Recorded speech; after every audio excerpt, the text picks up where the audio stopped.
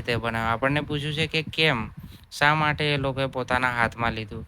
કારણ કે when their demand was not met, એટલે કે ગવર્મેન્ટે એમની રેલવે ઓથોરિટીએ જ્યારે એમની ડિમાન્ડ જે માંગણી છે એ સ્વીકારી નહીં, એના માટે એ લોકોએ પોતાના હાથમાં લીધું. સો આપણે જવાબ ધોરણ 10 અને 12માં બોર્ડ એક્ઝામમાં ઇંગ્લિશના પેપરમાં સેક્શન એ બેસિકલી સેમ જ આવતો હોય છે કે ફકરો વાંચો અને તેના પરથી પ્રશ્નોના જવાબ લખો.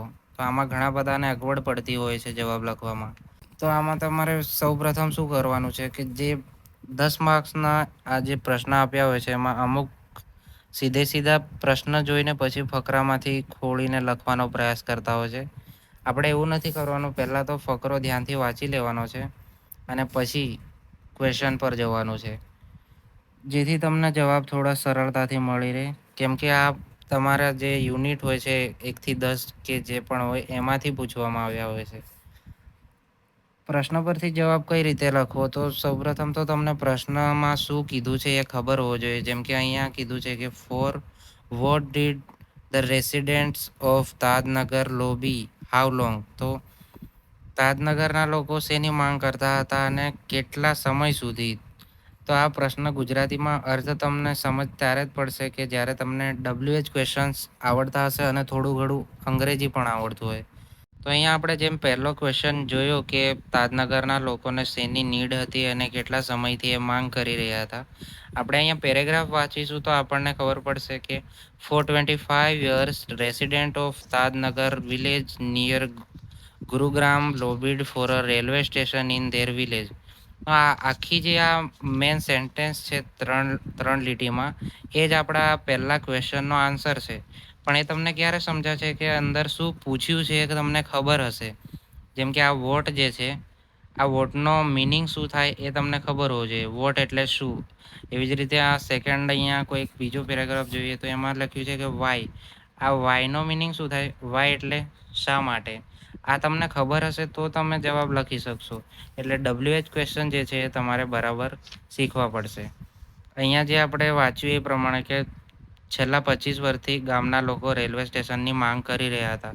આમાં બેઠો તમે આ જવાબ લખો ને તો પણ ખોટો નહીં પડે, કેમ કે આ એકદમ પ્રોપર રીતે આ લોકોએ જવાબ આપ્યો છે. સેકન્ડ ક્વેશ્ચન આપણો શું છે કે what did the villager decided and why? તો ગામના લોકોએ શું નક્કી કર્યું અને શા માટે?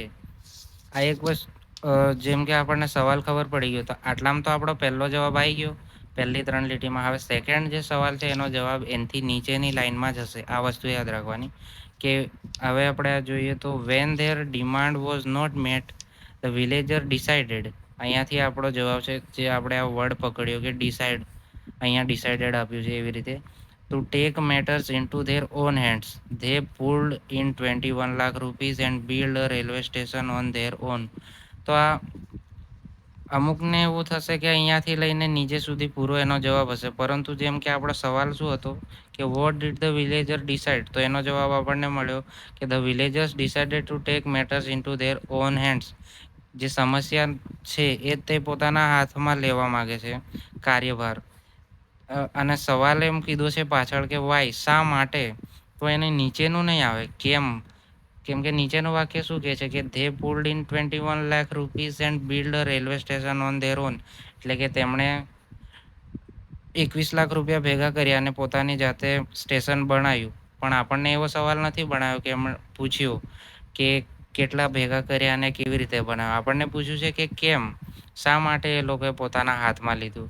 કારણ કે when their demand was not met, એટલે કે ગવર્મેન્ટે એમની રેલવે ઓથોરિટીએ જ્યારે એમની ડિમાન્ડ જે માંગણી છે એ સ્વીકારી નહીં, એના માટે એ લોકોએ પોતાના હાથમાં લીધું. સો આપણે જવાબ લખતી વખતે આ સેટ કરવું પડશે. હવે સીધો આપણે લખીશું તો એ ખોટું પડશે.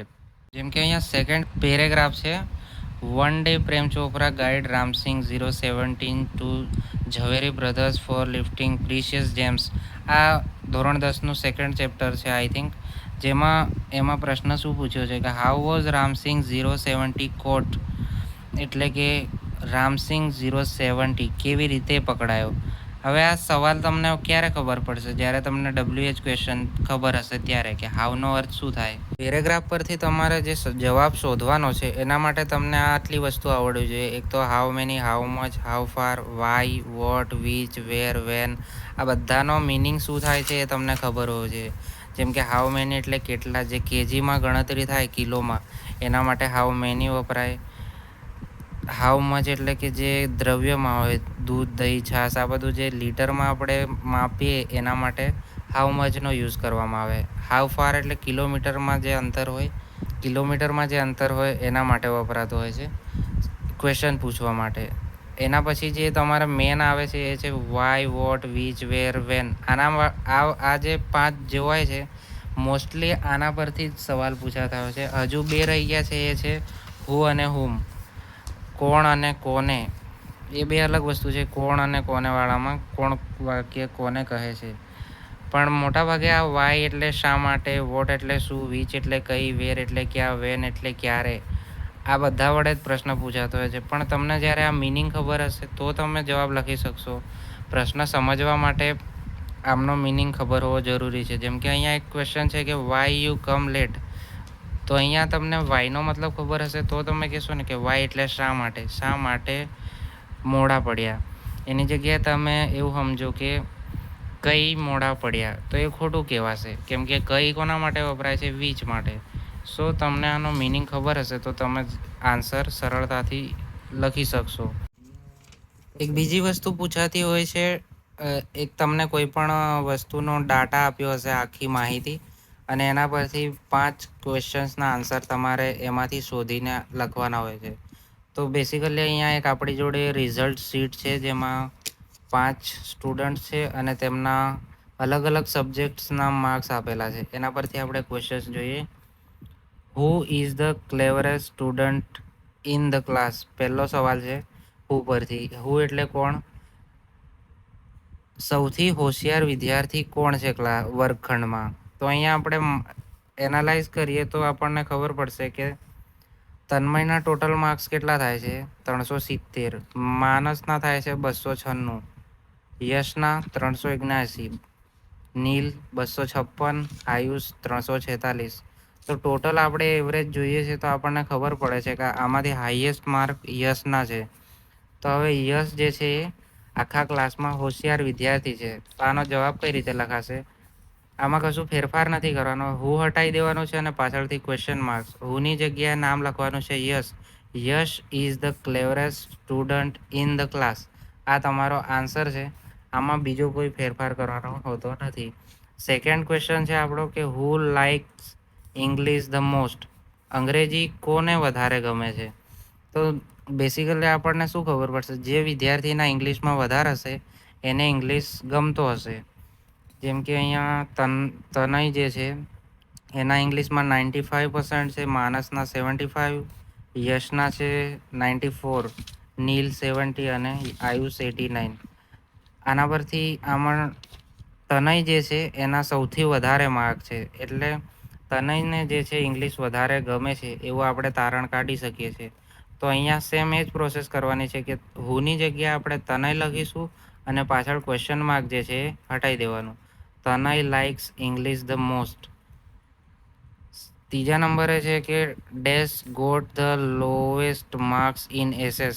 કોણ ખાલી જગ્યા છે, કોણ લાવ્યું છે સૌથી ઓછા માર્ક્સ એવું પૂછ્યું છે. આપણે ખાલી નામ જ મૂકવાનું છે. એકદમ ઇઝી ક્વેશ્ચન છે. અહીંયા તમે જોશો એસએસના માર્ક્સ તો તમને ખબર પડશે કે કોના સૌથી ઓછા છે. 61. નીલ. તો અહીંયા લખી દેવાનું કે Neel got the lowest mark in SS. Simple છે. ચોથા નંબરે આપણો how many students got below 85 marks in maths? અહીંયા એવું કહેવા માંગે છે કે 85થી નીચે કેટલા જણના માર્ક્સ આવ્યા છે. બિલોનો મિનિંગ તમને ખબર હશે તો તમે કહેશો ને કે 85થી નીચે છે કે ઉપર છે. તો અહીંયા આપણે જોઈએ તો આપણને ખબર પડશે કે સ્ટુડન્ટ મેથ્સમાં કીધું છે. સબ્જેક્ટ પણ જોવો પડશે. તો મેથ્સની અંદર 85થી નીચે કેટલા જણના માર્ક્સ આવ્યા છે? અહીંયા 2 જણ છે જેમના 85થી નીચે માર્ક્સ છે. જુઓ, એક તો માનસ છે અને બીજો નીલ. સો 2 students got below 85 marks in maths. આવો તમારો જવાબ થશે. અથવા તમે એમ પણ લખી શકો છો કે Manas and Neel got below 85 marks in maths. Any last question છે આપણો, વોટ ડાટા ઇઝ ધીસ, કે આ ડાટા શેનો છે, શેના વિશે જણાવે છે. તો this data is about result sheet.